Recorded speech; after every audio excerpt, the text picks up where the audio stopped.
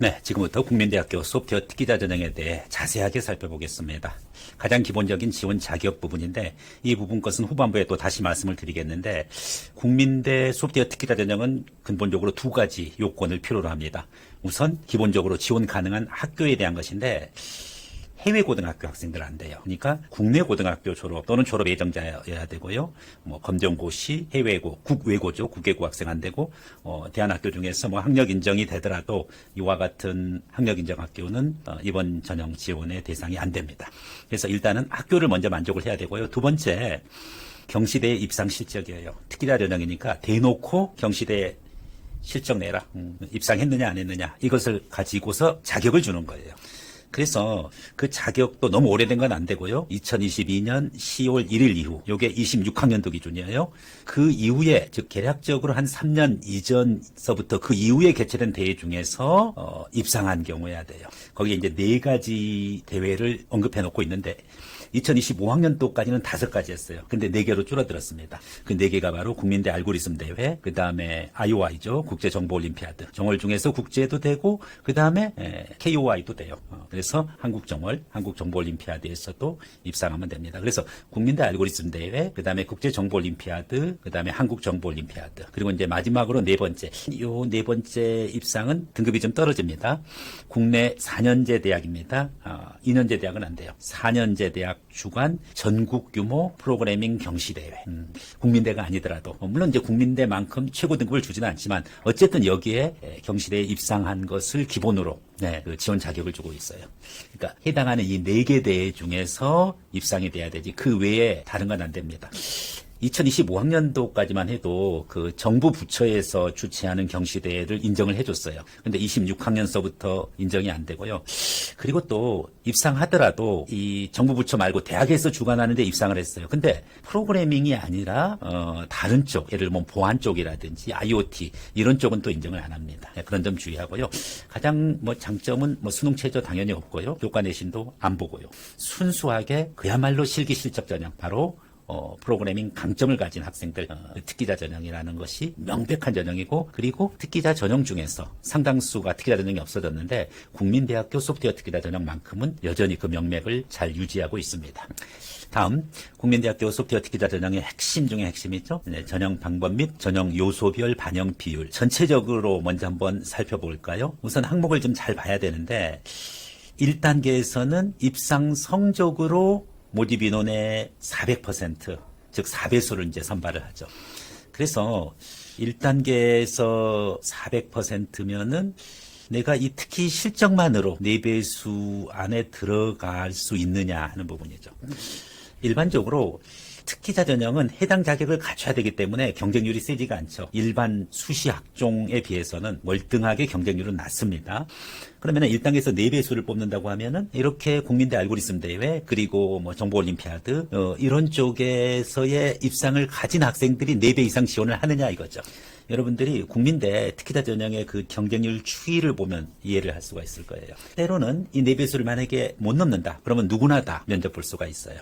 일단은 4배수로 먼저 모집을 하고 그리고 1단계 선발 인원 중에서 2단계 이제 면접을 이렇게 보죠. 그래서 2단계에서 100% 즉 1배수를 기준으로 최종 합격자를 선발을 하는데 그때 이 최종 합격자는 맨 처음에는 최초 합격이 되겠죠. 그 다음에 이제 추가 합격을 계속해서 마지막으로 최종 입학자를 선발하는 이 과정입니다.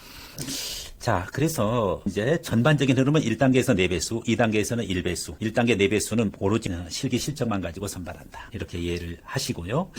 자, 1단계 부분 것으로 들어가서 그러면은 특기, 즉 입상 성적이 100% 반영되는데 요 1단계 통과를 가지고서 2단계로 이제 들어갈 때 1단계 성적이 70%. 오, 여전히 많이 작용하네. 면접 30%. 결국은 2단계 가서 최종 1배수를 뽑을 때도 1단계를 그대로 70% 안고 가니까 실적 가지고 다 뽑는 거 아닙니까? 그런데 이것은 명목상 비율이에요. 1단계 성적이 70, 면접이 30. 여러분들이 봐야 되는 거는 실질 반영 비율입니다. 실질 반영 비율은 명목상 반영 비율이랑 굉장히 차이가 많이 나요. 1단계에서는 어차피 100%니까, 즉 입상 성적이 100%니까 그게 명목이든 실질이든 같은 거고요. 2단계에서는 1단계 비율과 면접 비율이 명목이랑 실질이 굉장히 달라요.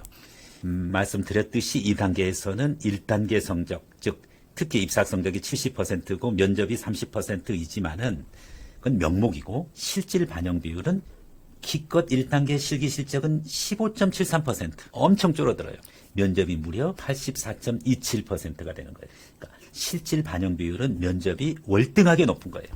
교수님이 봐가지고서 뽑고 싶은 사람 뽑겠다는 거죠. 1단계 4배수 합격자들 중에서 고르는 거는 말이 85%다. 그러면은 그냥 거의 100%라고 보면 돼요.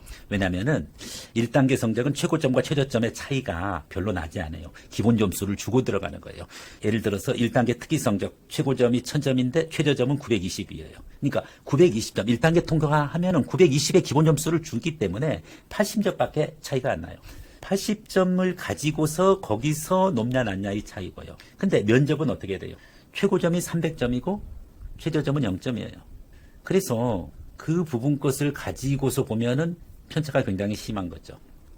1단계 성적을 좀 더 구체적으로 얘기하면은 그 비율로 얘기했을 때 최고점은 700점이고 최저점은 644점이죠. 즉 아까 1000점 기준으로는 그런데 700점 기준으로는 700점 만점에 644점을 기본 점수로 주는 거예요. 비례적으로 이렇게 왔었을 때.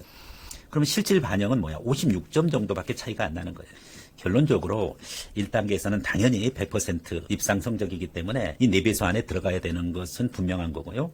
2단계에서는 명목상 1단계 성적 반영 비율이 높지만은 실질적으로는 면접의 영향력이 압도적으로 큰 거죠. 결국은 면접 점수 차이가 워낙 크기 때문에 서류 점수, 즉 실적 점수 차이는 별로 안 되기 때문에 결국은 면접에서 1단계에서 조금 내가 부족한 등수로 또 국민대 알고리즘이 아니고 또 정보올림피아드가 아니고 다른 대학 걸 기준으로 해서 입상했다라고 하더라도 면접에서 얼마든지 뒤엎을 수 있어요. 그래서 특기 실적을 우선적으로 기본적으로 실적을 확보해야 되지만은 결국은 1단계 4배수 합격 웬만하면 돼요. 왜냐하면 경쟁률이 그다지 세지 않기 때문에 그 다음에 면접 준비에 올인해야 됩니다. 자, 좀 더 이제 구체적으로 소프트웨어 특기자 전형의 선발 기준인데 그 입상 성적을 도대체 어떤 식으로 평가하느냐 이거죠. 나는 국민대 알고리즘 대회도 입상했고 정보올림피아드도 뭐 IOI나 KOI에 입상한 적이 있고 뭐 소프트웨어 특기자로 준비하다 보니까 학과 공부는 좀 많이 부족하지만 다른 대학의 프로그래밍 대회에서도 입상한 적이 있다. 그런데 여기서 개인전만 인정을 해요. 단체전 실적은 인정하지 않아요. 공모전도 인정을 안 해요. 그래서 실질적으로 뭐 프로그램 실력은 개인전에서 입증이 돼야 된다는 거고 단체전 거를 밀어넣으려고 하면 안 된다는 거 여러분이 주의해 주시고요. 무엇보다도 여러 개 합격을, 여러 개 이제 실적, 즉 뭐냐면은 자기가 입상을 하더라도 국민대 기준의 어떤 그 기준표가 있어요. 그 기준표 중에서 가장 높은 점수 하나를 인정하게 되고 그것을 기준으로 해서 평가를 받게 돼요. 뭐 여러 개 입상했다라고 해서 좋은 게 아니라는 거죠. 그러니까 가장 자기가 국민대 기준 그 이 입시 사정표가 있는데 그 기준으로 가장 높은 점수, 입상 성적의 환산 점수가 있어요. 그 환산 점수가 가장 높은 거 기준으로 해서 인정받는다. 뭐 동점자 기준으로 해서 인정하는 것은 뭐 좀 순서도 있어요. 여기서도 입상 성적 1순위고 그다음에 면접고사가 2순위고 그다음에 이제 또 면접에서 평가하는 그 성적이 이제 일반 교과가 일반 교양이 있고 전공 지식이 있는데 전공 지식이 높은 것을 기준으로 해서 평가한다. 이건 동점자까지 갔었을 때 얘기고 동점자가 아닌 경우에는 일반적으로는 무엇보다도 면접의 변별력이 높다라는 걸 얘기를 했어요. 자, 대부분의 이 소프트웨어 특기자는 당연히 뭐 수시지만은 이 특기자 말고도 뭐 국민 프론티어 전형이라든지 대부분 다 수시로 선발을 하고요. 정시로도 선발이 되는데 혹시라도 특기자 전형에서 뭐 결혼이 발생하거나 지원자가 극히 작다. 아니면은 면접에서 적절한 학생이 없다.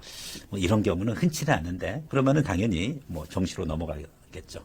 그러니까 특기자 전형에서 혹시 결혼이 발생하면은 다른 수시로 넘어가는 게 아니라 정시로 이월된다. 뭐 그 정도는 뭐 기본적인 상식입니다. 자, 궁금해하는 거 가장 많이 질문하는 게 국민대 소프트웨어 특기자 전형의 면접고사죠. 그래서 여러분이 이제 이 영상과 별도로 국민대 소프트웨어 특기자 전형, 소프트웨어 AI 특기자 전형 면접에 대해서 수험생이 묻고 제가 답하다 해가지고 그 부분 거 영상이 있어요. 그거 여러분이 참고로 해주시고요.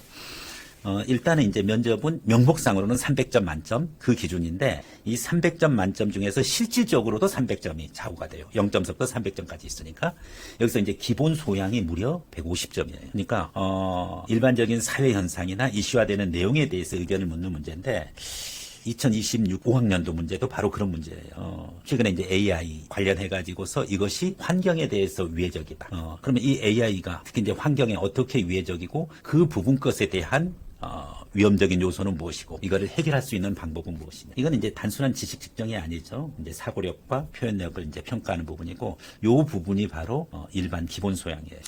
면접 이 일단은 출제된 페이퍼 양식으로 이렇게 면접 문제가 나올 수 있고요. 그 문제를 읽고서 말로 이렇게 연설하듯이 말로 하는 논술입니다. 그래서 구술 면접 스타일로 자신의 생각을 말하는 방식이죠. 자, 그 다음에 이제 면접의 또 다른 150점. 그것이 바로 전공 지식이에요. 학생들이 착각하는 게 있어요. 포트폴리오 면접이라니까 무조건 내가 냈던 작품집에 대해서 그게 100%, 즉 300점 만점인 줄 아는데 안 그렇습니다. 기본 소양이 150점 50%이고 그 다음에 자기 낸 작품에 대해서 포트폴리오에 대해서 하는 면접이 150점이에요. 그러니까 기본 소양 면접도 대단히 중요해요. 무조건 포트폴리오 기준으로 해서 소프트웨어 개발 능력이라든지 또는 AI 관련된 부분 것만 면접을 잘하면 되는 줄 아는데 그게 아니다는 거죠. 일단 기본 소양을 잘해야 되고요. 그 다음에 포트폴리오 본인의 그 실적 입증 자료 5개까지 낼 수가 있어요. 그 5개를 기준으로 해서 면접이 이루어지는 게 요게 또 150점. 그래서 일반 소양 150점, 전공 소양 150점. 그렇게 해가지고 총 300점이 실질적인 반영 비율이다. 네, 그래서 너무 포트폴리오 위주로만 면접 대비하면 안 됩니다. 당연히 이 포트폴리오도 해야 되지만 일반 구술 면접도 준비를 제대로 해야 됩니다. 네.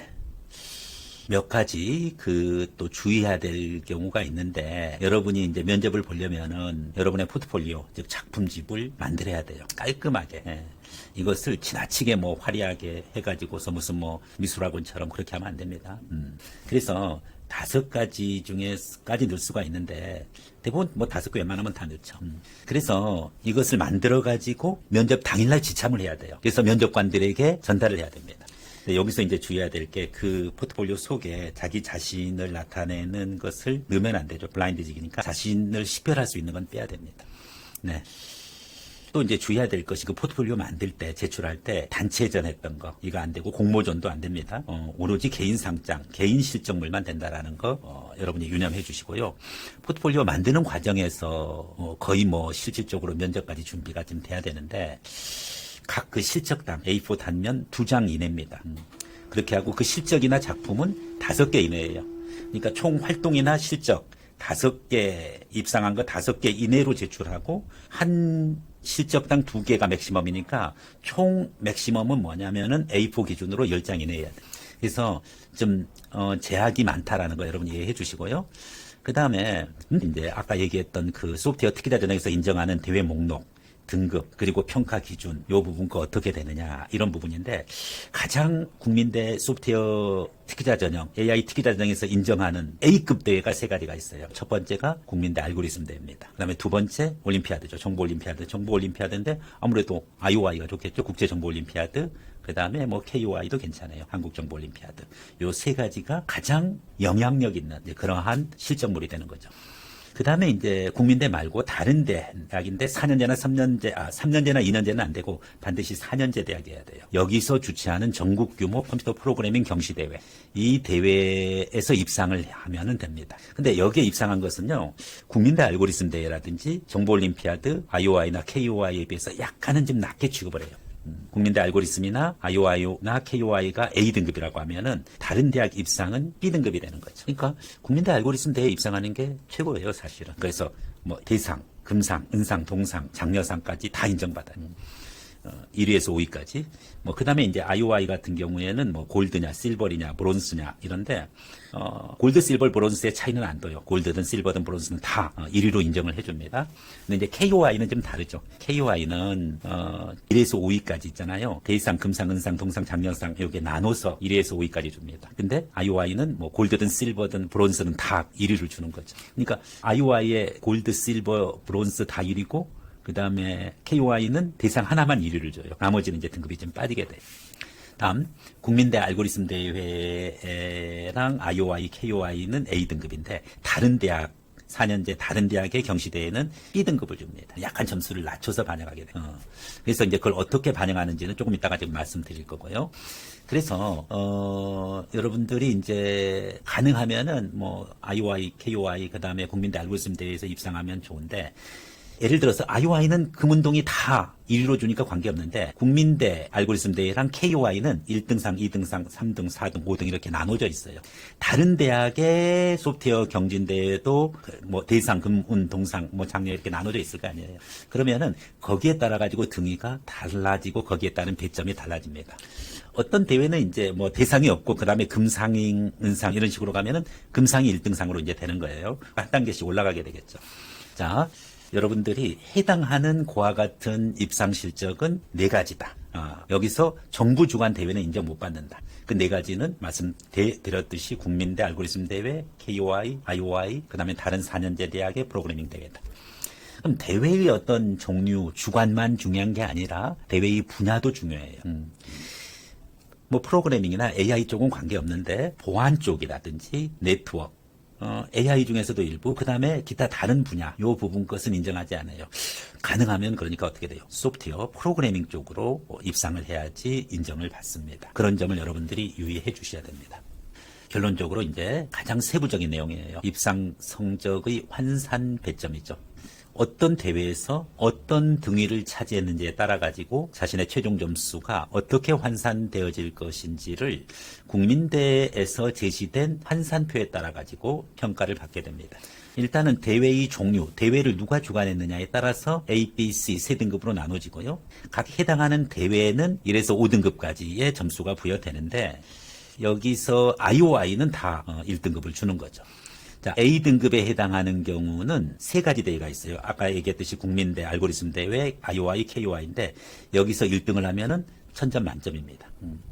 그 다음에 여기서 5점이 빠지고 2등은 995점, 3등은 990점, 4등은 10점이 빠진 980점, 5등도 거기서 10점이 빠진 970점 이렇게 차등으로 배정을 해주게 되어 있어요.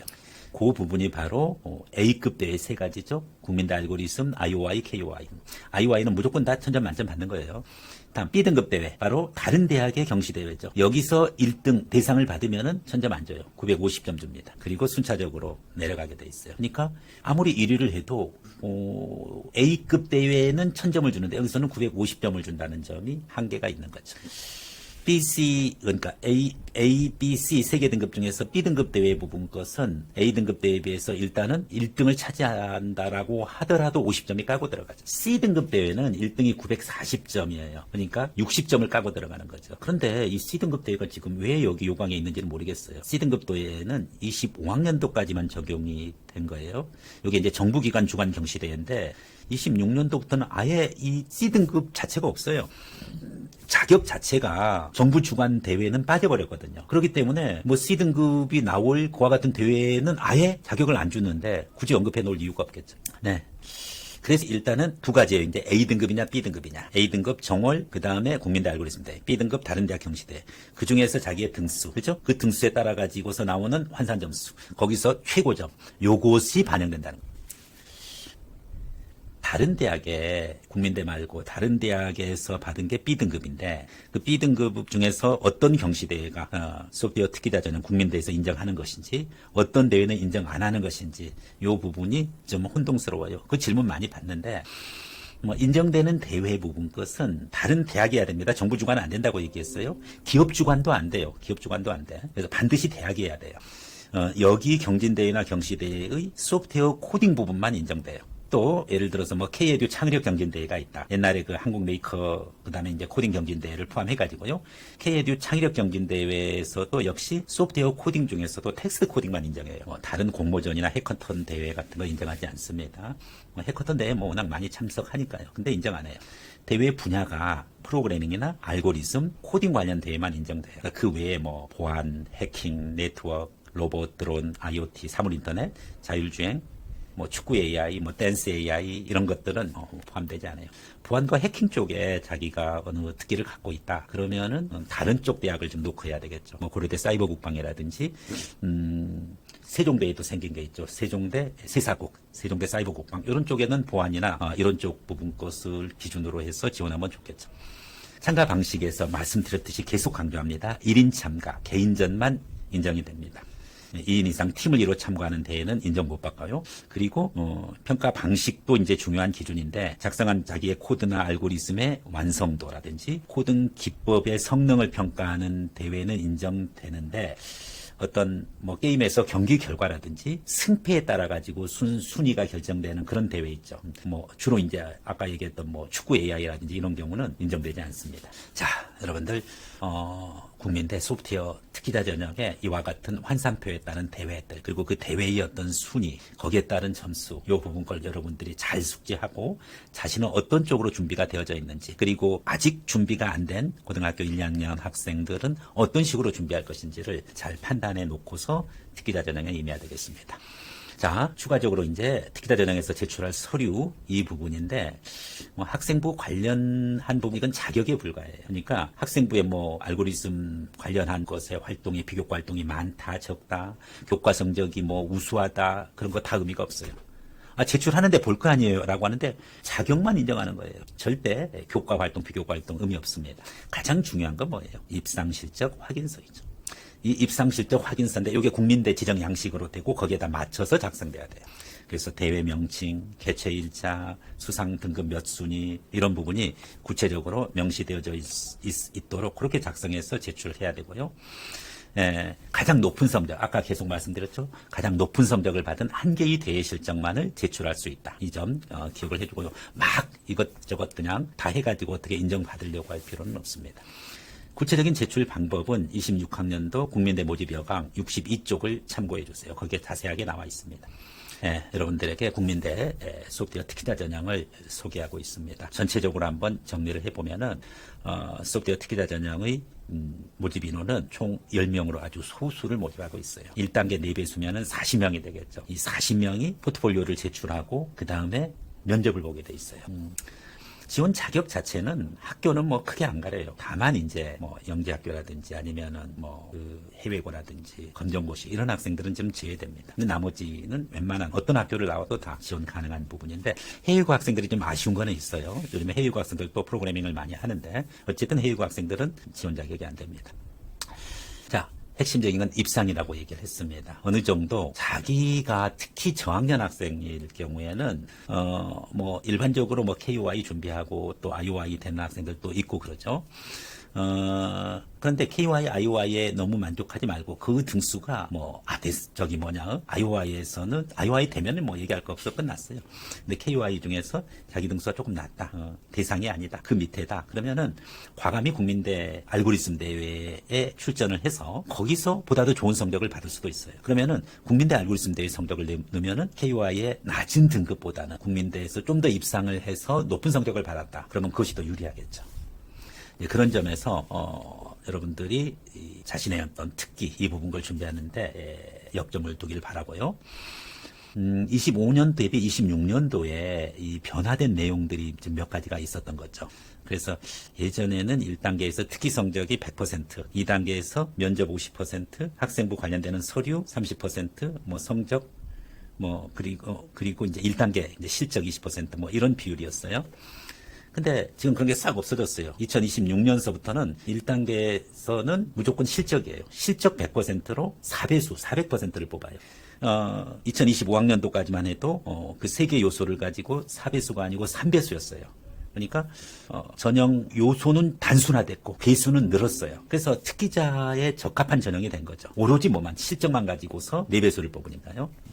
그래서 이제 2025년서부터 2026년으로 옮겨가면서 배수도 바뀌어 그리고 1단계의 평가 요소도 변경되어졌다는 사실 유의해 주고요. 가장 중요한 부분 것은 2025학년도까지는 4개 국민대 알고리즘 대회, IOI, KOI 그 다음에 다른 대학들 대회 있잖아요. 어떤 학생은 예전에 이제 상지대 소프트웨어 이 대에서 이제 입상했던 걸 가지고서 본인이 이제 국민대 이 특기자 전형에 지원해서 합격했던 사례도 있어요. 그래서 어쨌든 인정되는 대회는 국민대, 알고리즘대회, IOI, KOI, 다른 4년제 대학 주최 전국 규모여야 돼요. 전국 규모의 컴퓨터 프로그래밍 경시대회. 요 4가지로 축소되었다는 거예요. 그럼 2025년도까지는 이 4개 말고 정부 부처에서 주최하는 전국 규모 컴퓨터 프로그래밍 경시대회가 있었어요. 그래서 이제 그 프로그래밍 경시대회가 보다 더 다양화됐는데 정부 부처에서 하는 것을 빼버렸죠. 기업에서 하는 거, 이거는 아예 빼버렸고요. 무슨 뭐 협회에서 하는 건 원래 없었고요. 그러니까 협회에서나 기업에서 하는 것은 2025년도 자체도 없었어요. 2025학년도까지는 정부 부처에서 주관하는 전국 규모 컴퓨터 프로그래밍 경시대회까지 포함됐는데 2026년서부터는 그것마저도 제외됐어요. 그러니까 아주 심플해졌다. 4가지 실적이 뭐냐? 바로 국민대 알고리즘 대회, IOI, KOI, 그리고 4년제 대학에서의 경시대회만 인정한다는 점에 주의해 주셔야 됩니다. 상당수 학생들이 무조건 컴퓨터 학원에서 뭐 무슨 대회 나가라 해가지고 잔뜩 이 대회 저 대회 나가는데 국민대에서 요구하는 것은 정부 주관 경시대회는 모두 다 2026년도에는 인정되지 않는다. 이 점 유의해 주셔야 되겠습니다. 국민대학교 소프트웨어 총 정원은 사실은 100명입니다. 소프트웨어 이 융합대학의 정원이. 소프트웨어 융합대학으로서 가장 많은 정원을 갖고 있는 대학은 세종대, 국숭세단 이러지 않습니까? 국민대, 세종대, 숭실대, 단국대. 이게 이제 같은 레벨인데 세종대 소프트웨어 융합대학은 무려 400명. 어마어마하게 인원이 많아요. 거기에 비해서 국민대는 같은 등급의 그 대학 중에인데 국민대는 소수 정예예요. 소프트웨어 융합대학의 정원이 100명입니다. 딱 100명이에요. 그래서 거기서 소프트웨어 전공이 62명이고 AI 지능학부가 38명. 그래서 100명을 형성하고 있는데 이 100명을 기준으로 했을 때 수시에서 여러분과 같은 특기자를 뽑는 것은 그 10%만 뽑아요. 10명을 뽑는 거예요. 그러니까 특기자로 뽑는 인원이 얼마나 작냐 이런 아쉬움은 좀 있어요. 그런데 여기서 10%라고 보기에는 좀 한계가 있어요. 왜냐하면은 100명 중에서 일단은 정시 인원은 빼야 됩니다. 그럼 정시 인원은 빼고 수시 인원만을 기준으로 이렇게 보면은 10%보다는 높은 거죠. 왜냐면은, 그 100명 중에서 있잖아요. 일단 소프트웨어 학부만 보면은 교과 성적 우수자 있어요. 비교과 활동도 안 봐요. 그냥 오로지 성적만 가지고 10명을 뽑고, 그 다음에 이제 교과, 비교과 같이 보는 학생부 종합 전형이 있죠. 그게 국민 프론티어 전형인데, 거기서 19명을 뽑고, 그 다음에 이제 좀 배려 전형이죠. 기회균형 1, 기회균형 2에서 각각 5명씩. 그럼 10명. 그러면은 전체 기준으로 해서, 교과 우수 10명, 기균 1, 2에서 10명, 국민 프론티어 19명. 그래서 전체 기준으로 해서 39명, 40명 가까이 뽑고요. 농어촌 4명. 그러면 이제 43명이 되잖아요.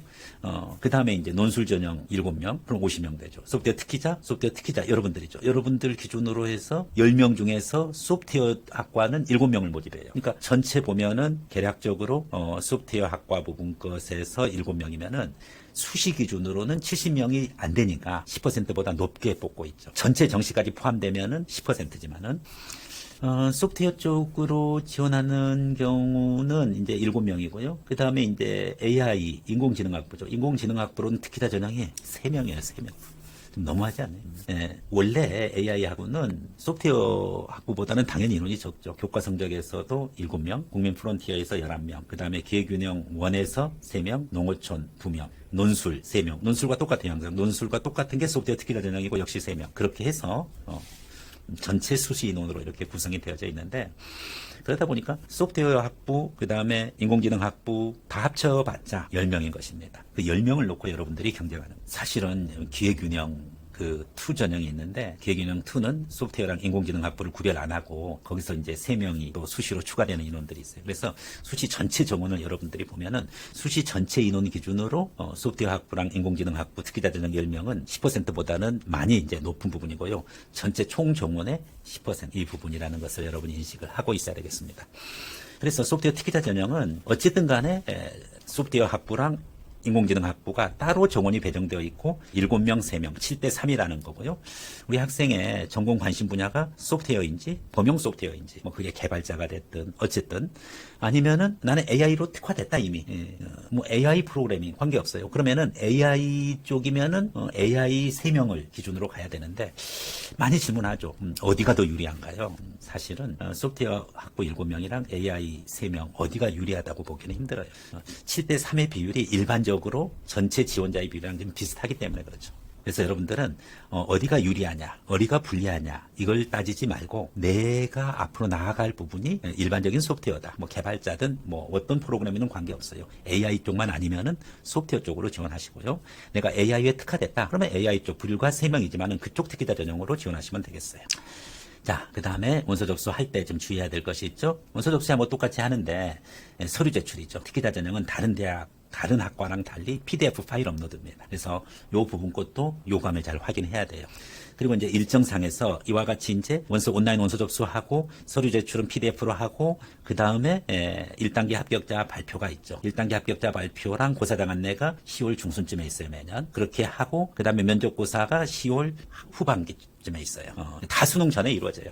2026학년도의 경우에는 10월 25일입니다. 그래서 이 기준으로 여러분이 일정을 짜야 되는데 26학년도 경우에 10월 21일 날 1차 발표하고 10월 25일 날 면접이에요. 그러니까 1차 발표와 면접일 사이가 불과 5일밖에, 4일 5일밖에 안 돼요. 그래서 1차 끝나고서 면접 대비하기에는 너무 촉박하죠. 그래서 반드시 여름방학 동안에 먼저 물론 작품집, 포트폴리오를 만들어야 되겠어요. 작품집, 포트폴리오 만드는 과정이랑 그리고 그것에만 끝나는 것이 아니라 그것을 기준으로 무엇까지, 면접 대비까지 미리미리 해놓는 것이 필요합니다. 그리고 1단계 합격하면은 파이널 면접 과정을 통해 가지고 특히 마지막 모의 면접이 매우 중요해요. 그래서 실전 모의 면접으로 국민대에서 하는 방식과 동일한 방식으로 여러분이 적극적으로 연습을 하셔야 되겠습니다. 네, 이상으로 국민대 소프트웨어 특기자 전형에 대해서 아주 자세하게 여러분에게 말씀드렸습니다. 소프트웨어 플러스의 홍 원장이었습니다. 감사합니다.